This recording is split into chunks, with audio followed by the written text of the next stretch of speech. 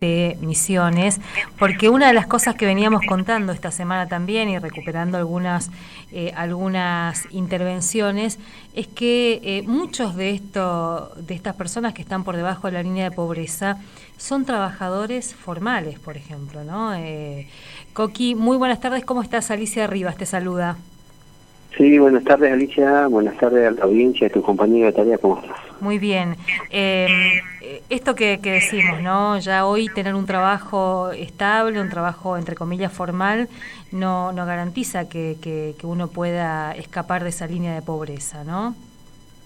Sí, la verdad que desde el punto de vista y desde la mirada de los trabajadores, quienes representamos a un sector de la clase trabajadora en la provincia, la verdad que venimos sosteniendo hace mucho tiempo que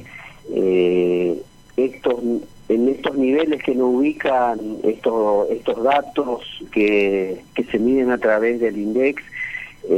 la verdad que muchos de los trabajadores y las trabajadoras de nuestra provincia, tanto del sector privado como del sector estatal, nos ubican en esa situación de pobreza y de vulnerabilidad, y que tiene fundamentalmente impacto en la alimentación, porque la pobreza no está ligada, o si bien los otros aspectos que integran, los otros factores que integran las condiciones de pobreza son importantes, pero fundamentalmente lo que tiene que ver con la situación de la alimentación de la población y de un sector vulnerable, entre ellos gran parte de la clase trabajadora, es una preocupación que al menos nosotros desde este punto de vista de los trabajadores queremos señalarlo. Si bien no somos especialistas en determinar estos cálculos y estos valores, somos unos minuciosos observadores de estos datos y lo venimos detenidamente lo venimos mirando, valga la redundancia, y en donde con estas mediciones nos ubican a muchos de los trabajadores por debajo de la línea de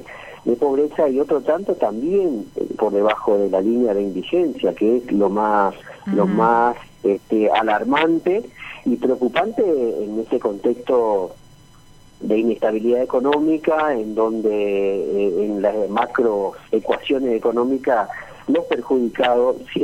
siempre somos la población y la población más vulnerable y los trabajadores, ¿no? Así que la verdad que todo este proceso inflacionario que en el primer trimestre del 2022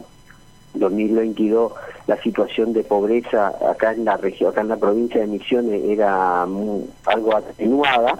hubo un dispare en el segundo semestre, se disparó en el segundo semestre, alcanzando un 37% de la población, ¿no? Teniendo en cuenta que, bueno, esta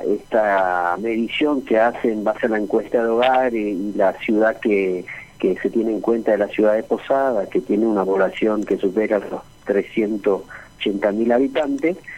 más de 140.000 habitantes están por debajo de la línea de pobreza acá en la ciudad capitalina, ¿no? Coqui, pensaba, esto ya no es una coyuntura, es decir, no es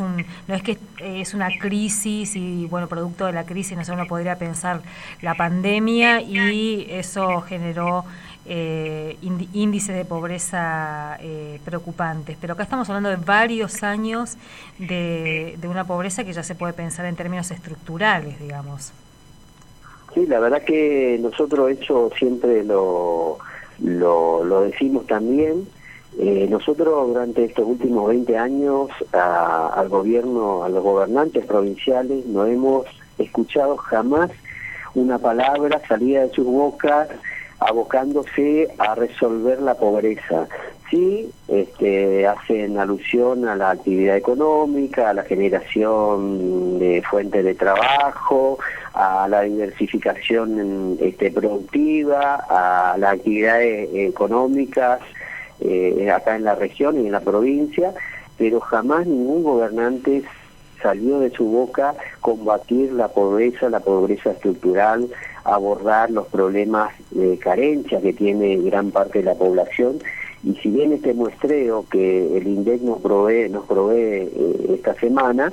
el resto de la provincia, que estamos alejados de la ciudad capitalina, eso se profundiza aún más. Y uno lo vive en cada ciudad del cual provenimos, las carencias, cómo en los distintos barrios se organizan las madres para alimentar a la comunidad infantil, porque además la pobreza tiene una característica acá en la provincia que golpea fundamentalmente a la población infantil. Hay estimaciones de una estudiosa acá de la universidad, que es una docente, que habla de la población infantil por debajo de la línea de pobreza, y eso es realmente una cachetada a poco de cumplir 40 años de democracia. Es una cachetada al sentido común, al bien común, porque la verdad que la democracia debió servir para sortear todas estas dificultades que tenemos la población, y eso no ha sucedido de la mano de los gobiernos que se han sucedido en los últimos años, ¿no? Así que inmerso en ese contexto estamos los trabajadores, por eso, bueno, nuestra mirada muy minuciosa sobre estos datos que son alarmantes y que tendrían que ser un norte para que nuestros gobernantes orientaran las políticas estatales a resolver los problemas vinculados a la pobreza, que si bien la alimentación es un aspecto central, pero la vivienda, la provisión de agua potable, la provisión de saneamiento ambiental, son responsabilidad ineludible de nuestras autoridades que hoy por hoy están en deuda con nuestra población, con nosotros, ¿no? Pensaba, Coqui, estos datos, ¿no?, de pobreza que año a año se profundizan, sumado claramente a la inflación, que aporta claramente a esto también. Pero a la hora de negociar, cuando uno va y se sienta, que ustedes lo hacen con los funcionarios a discutir salario, pareciera que ellos tienen otra realidad, digamos, no otro diagnóstico, o por lo menos no hay un reconocimiento de esta situación. Sí, la verdad que se quedan con la boca cerrada cuando nosotros, además no es una cuestión de falta de recursos en algunos aspectos, sino de cómo se distribuyen esos recursos. Y en materia del punto de vista de los trabajadores, nosotros hemos hecho un estudio con datos que nos munimos del propio Estado, de trabajadores que nos proveen datos certeros y que además son datos también públicos y son datos del presupuesto, por ejemplo, y vemos cómo en materia salarial la distribución de esa masa de recursos es injusta. Y la última mesa que estuvimos con el ministro Cafrán le dijimos, hay una injusta distribución de los recursos en materia salarial para con los empleados públicos, porque no puede ser que existan empleados públicos que no superen los 140.000 pesos de ingresos, y hayan otros empleados públicos que realizan una misma tarea, una misma función, pero están en otra dependencia y tengan salarios que superan los 500.000 pesos. La verdad que eso es una burla, es ofensivo para el sentido común y para nosotros que somos representantes de los trabajadores. Observar que hay trabajadores de primera, trabajadores de segunda y trabajadores de cuarta en el Estado provincial. Y es lo que pretendemos revertir, y deberíamos orientar todo nuestro esfuerzo, no solamente de los trabajadores, sino de los gobernantes, orientar el esfuerzo, te decía, para tratar de salir de esta situación. Y la verdad que los funcionarios, cuando decimos esto, se miran entre ellos, se quedan con la boca cerrada y hasta se enojan cuando le presentamos este estudio, porque nosotros, además de presentarle a ellos, lo hemos hecho público, esta diferenciación de salario en el empleo público, y se han molestado mucho con nosotros porque lo difundimos y porque eso genera mayor malestar entre los trabajadores, ¿no? Pensaba mientras te escuchaba en los trabajadores municipales, que cada vez que hablamos con ellos,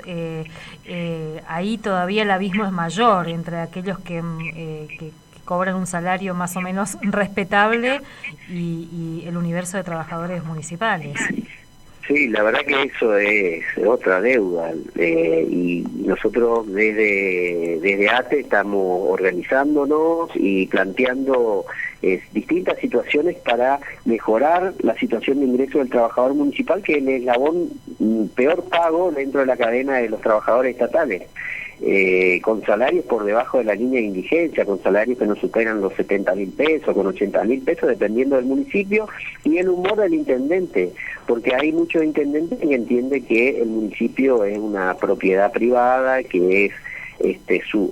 muchos intendentes provienen del sector empresarial y creen que es parte de su empresa, y son recursos de toda la población que tiene que redistribuirlo con un criterio de sentido común. Y ahí hay trabajadores que perciben esa irrisoria suma de que nos superan los 90.000 pesos. Y esto es lo que de alguna manera intentamos trasladarle al ministro y a los ministros y a las autoridades, a fin de que a 40 años de democracia en la provincia de Misiones no puede ser que estemos los trabajadores públicos regidos por una ley que data de la dictadura militar. El régimen de empleo público se realizó en el proceso militar, y deberíamos avanzar a esta altura de la democracia en convenios colectivos de trabajo, en estatutos sectoriales que permitan no solamente mejorar el ingreso, sino que permitan mejorar las condiciones laborales. Porque una característica de las autoridades últimas de la provincia de Misiones ha sido profundizar la precarización, que gracias a la pelea en algunos sectores se revirtió, pero en otros sectores persiste la figura del precarizado, que es un trabajador que no tiene un vínculo con un contrato con relación de dependencia, o trabaja como monotributo, como pasante, como becado, y percibe sumas que realmente son valores que no le permiten comprar los alimentos diarios que necesita su familia para alimentarse adecuadamente, ¿no? Cada vez hay áreas con mayor cantidad o está tercerizado, entre comillas, esas áreas, o con procesos de precarización muy grande también, ¿no? Me parece... No, además, esto ha sido una característica acá de nuestras autoridades, en donde han puesto en marcha política de la década del 90, del menemismo, que ha sido tercerizar los servicios del Estado, con lo que significó eso en el ámbito nacional y que se han logrado restatizar gracias a la lucha de los trabajadores. Acá persiste esa política, y de hecho muchos servicios del Estado en la provincia, en los hospitales, en otras dependencias, están tercerizados. Y la verdad que esos compañeros y esas compañeras que trabajan en ese ámbito, trabajan en condiciones hasta casi esclavas. Esto que decís, esos chicos, perdón, está bueno poder plantearlo porque en su gran mayoría son muy jóvenes y hay son jóvenes, sí. Por eso utilicé el término, pero son trabajadores que brindan su fuerza laboral y deberían ser retribuidos como tal. Pero además el abuso de los empresarios que tienen asignado las concesiones, de rescindir el contrato y echarle como a si no fuera nadie, sin indemnizarle. Y en algunos casos persiste este conflicto último, donde en la ciudad de Oberá, en el Hospital San Miguel de Oberá, reclamaban mejora salarial, pero además reclamaban que cuando se toman vacaciones le pagan un adicional por vacaciones, pero inmediatamente al mes siguiente le descuentan ese dinero que le dieron y los días que se tomaron de licencia anual reglamentaria. La verdad que es irrisorio, y la verdad que es una vergüenza que estemos lidiando con ese tipo de patrones que, como te dije, se creen dueños de las personas y dueños de la función que están cumpliendo, que es una función estatal que debería repensarse a 40 años de una democracia, ¿no? Coqui, una cuenta pendiente también de esta democracia son las paritarias en nuestra provincia, ¿no? Porque ese proceso tan degradado de negociación a veces que va fragmentando y terminan negociándose cuestiones menores, digamos, cuando debería estar discutiéndose de manera un poco más integral la problemática salarial, por ejemplo. Sí, la verdad que por eso mencionaba la ley de la época de la dictadura militar, el cual sustenta el empleo público acá en la provincia, y que eso se debería sanear. Sería muy saludable para nuestra democracia, para los trabajadores y para el Estado, alcanzar convenios colectivos de trabajo, que la mayoría de las provincias del país lo tienen. La última que alcanzó firmar un convenio colectivo de trabajo en la provincia de Santiago del Estero, que hace, de Chaco, hace 3 semanas atrás pudieron poner en marcha un convenio colectivo de trabajo, que es una herramienta propia de la democracia y que permite al trabajador disfrutar con el patrón y negociar con el patrón en distintas fechas del año, más acuerdos salariales y condiciones de trabajo propia del momento. Y que acá en la provincia, bueno, es una deuda, como vos mencionaste y como lo venimos sosteniendo nosotros hace mucho tiempo, una deuda del gobierno renovador para con los trabajadores estatales. Coqui, muchas gracias. A ustedes, Alicia, de la radio de la universidad, muchas gracias a ustedes. Hasta luego. Jorge Coqui Duarte, secretario general de ATE Misiones, y problematizando un poco estos datos también, ¿no? Esta semana habíamos escuchado a Claudio Lozano, de economista de la